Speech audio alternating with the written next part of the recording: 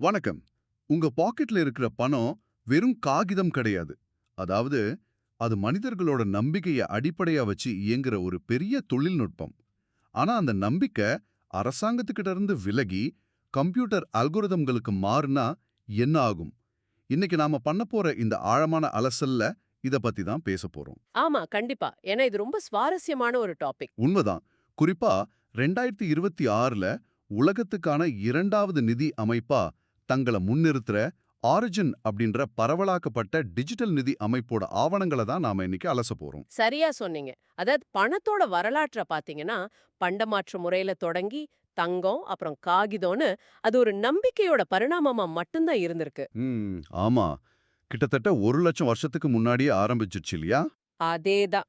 மெசபடோமியாவுல 160 barley தானியங்கள ஒரு shekel எடையா பயன்படுத்துனாங்க. அப்புறம் கிமு 600ல லிடியாவுல தங்க வெள்ளி நாணயங்கள் வந்துச்சு. சீனாவுல சாங் வம்ச காலத்துல தான் காகித பணம் அறிமுகமாச்சு. ம்ஹும். ஆனா இதுல ஒரு பெரிய திருப்புமுனை 1971ல நடந்துச்சுன்னா ஆவணங்கள் சொல்லுது. ஆமா. அப்போதான் அமெரிக்க டாலர் தங்கத்துடனான தன் தொடர்ப முழுமையா துண்டிச்சுக்குச்சு. இப்போ நாம பயன்படுத்துற ஃபியட் பணமுறை எந்த ஒரு பொருளோட மதிப்பும் இல்லாம அரசாங்கம் உத்தரவாதம் அளிக்குது அப்படிங்கிற ஒற்றை நம்பிக்கையில மட்டும்தான் இயங்குது. ஒரு நிமிஷம். அப்ப இது முற்றிலும் மையப்படுத்தப்பட்ட ஒரு அமைப்பு. மக்கள் இது மேல நம்பிக்கையை இழந்தா பணத்தோட ஒட்டுமொத்த மதிப்பும் காணாம போயிடும்னு சொல்ல வரீங்களா? கண்டிப்பா. அந்த ஆபத்தான மையப்படுத்தப்பட்ட தன்மைக்கு மாற்று வழியா தான் ஆரிஜின் மாதிரி டெஃபி 3.0 கட்டமைப்புகள் உருவாகியிருக்கு. சரி, இந்த ஆரிஜின் அமைப்பு எப்படி வேலை செய்யுது? இது அரசாங்கங்களால முடக்க முடியாத கேஒய்சி நடைமுறைகள் இல்லாத உலகளாவிய நிதி அமைப்புன்னு சொல்றாங்களே. ஆமா. இந்த புதிய கட்டமைப்போட மையமே ஏ அதாவது அனுபிஸ்னு சொல்லப்படுற அனாமதேய ஸ்டேபிள் காயின். அப்புறம் அதை இயக்குற எல்ஜிஎன்எஸ் டோக்கன் தான். ஓ, அப்போ இது எந்த நாட்டு வங்கியையும் நம்பி இல்லையா? இல்லவே இல்ல. இது கேம் தியரி அப்புறம் பத்திரச் செயல்முறை மூலமா இயங்குது. பணத்தோட மதிப்பு அரசாங்கம் தீர்மானிக்கல.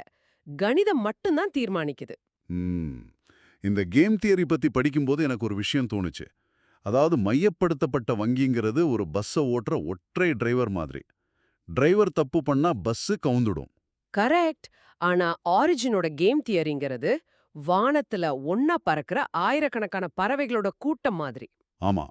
ஒவ்வொரு பறவையும், அதாவது ஒவ்வொரு முதலீட்டாளரும் மத்த பறவைகளோடு மோதாம இருக்க சில எளிமையான விதிகளை பின்பற்றாங்க. இதனால ஒட்டுமொத்த கூட்டமும் பாதுகாப்பா பயணிக்குது. சூப்பர்.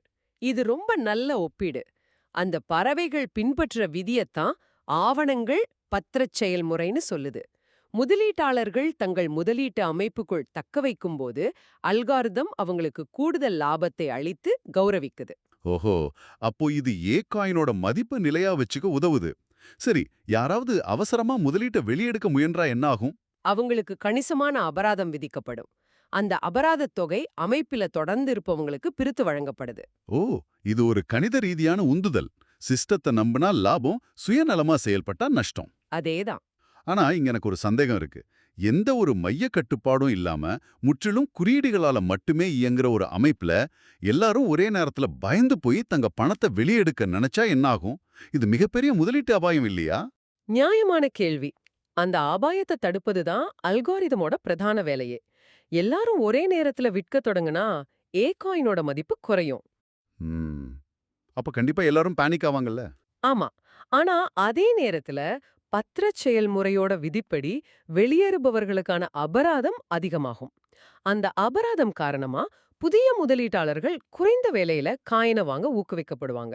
வாவ்! இது தானாகவே காயினோட மதிப்பை மீண்டும் பழைய நிலைக்கு கொண்டு வந்துரும்னு சொல்றீங்க? சரியா பிடிச்சிட்டீங்க. இங்க மனிதர்களோட உணர்ச்சிகளை விட கணித சமன்பாடுகள் தான் சந்தையை இயக்குது. அப்படியென்றால் பணத்தின் மீதான நம்ம நம்பிக்கை அரசுகளை தாண்டி இப்போ அல்காரிதம்கள் மேல திரும்பி இருக்குன்னு சொல்லலாம். ஆமாம். உங்க பணத்தை வங்கிகள் நினைத்த மாத்திரத்துல முடக்க முடியாது. பணவீக்கத்தால் உங்க சேமிப்பு கரையாது. அடிப்படையில நீங்களே உங்களுக்கு ஒரு வங்கியா மாறிடுறீங்க. இந்த சுயாட்சி தான் டிஃபி 3.0 அமைப்போட மிகப்பெரிய பலமா நான் பார்க்கறேன். இது நம்ம தினசரி நிதி பரிவர்த்தனைகளை இடைத்தரகர்கள் இல்லாம பாதுகாப்பா மாற்றுவதற்கான ஒரு அடித்தளத்தை அமைக்குது. கண்டிப்பா. ரொம்ப பெரிய மாற்றம் இது. ரொம்ப சுவாரஸ்யமா இருக்கு. சரி, நாம இந்த ஆழமான அலசலோட முடிவுக்கு வந்துட்டோம். நீங்க யோசிக்க வேண்டியது ஒண்ணுதான். ஆமாம். கேக்குறவங்களுக்கு ஒரு முக்கியமான கேள்வி இருக்கு. அரசுகளோட கட்டுப்பாட்டுல இருக்கிற தற்போதைய ஃபியட் பணமும் ஆரிஜின் மாதிரி எந்த கட்டுப்பாடுகளும் இல்லாத ரகசியமான டிஜிட்டல் அமைப்புகளும் எதிர்காலத்துல எப்படி செயல்படும்? அவை ஒன்றோடு ஒன்று மோதிக்கொள்ளுமா? அல்லது இரண்டும் இணைந்து செயல்படும் ஒரு புதிய பொருளாதார உலகிற்கு நாம தள்ளப்படுவோமா? இது ஒரு பெரிய கேள்விக்குறிதான். ஆமா. நீங்க யாருக்கு உங்க நம்பிக்கை அளிப்பீர்கள்? உங்க அரசாங்கத்துக்கா அல்லது முரண்பாடுகளற்ற கணிதத்துக்கா? நீங்களே சிந்தித்து பாருங்கள்.